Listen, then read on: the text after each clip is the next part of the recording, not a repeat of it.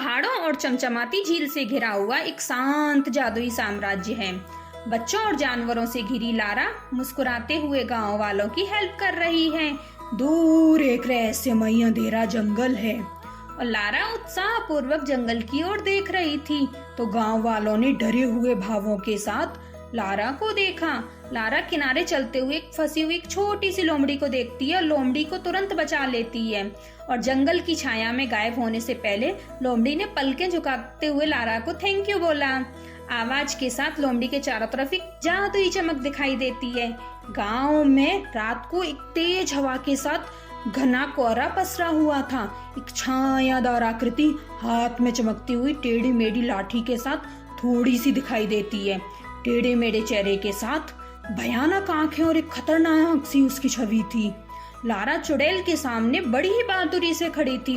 उसकी अभिव्यक्ति में डर और दृढ़ संकल्प दोनों के मिले जुले भाव थे। लोमड़ी धुंध के बाहर छलांग लगाती है और खुद को लारा और चुड़ैल के बीच में पाती है। एक जादुई से परिवर्तन के साथ लोमड़ी चुड़ैल से बात करते समय चमकती है। चुड़ैल झिझकते हुए अपनी लाठी को नीचे करते हुए देखती है। चुड़ैल अपनी लाठी फिर से उठाती है और लाठी उठाने की आवाज रात में चारों तरफ गूंजती है। लारा उसको उत्तर देने का काम कर रही होती है। लारा के आसपास एक चमकती और गरजती हुई सी आवाज सुनाई देती है। लारा ने आत्मविश्वास में उत्तर दिया और इतने सारे गांव वालों को देख के चुड़ैल भी जम गई और वो गुस्से में दिखाई देने लग गई। फिर चुड़ैल डर भी गई और चुड़ैल ने अपना हुड नीचे किया और बिल्कुल नरम होकर बिल्कुल थकान भरे चेहरे के साथ माफी मांगने लग गई। उस वक्त लारा बिल्कुल सौम्य और शांत दिख रही थी।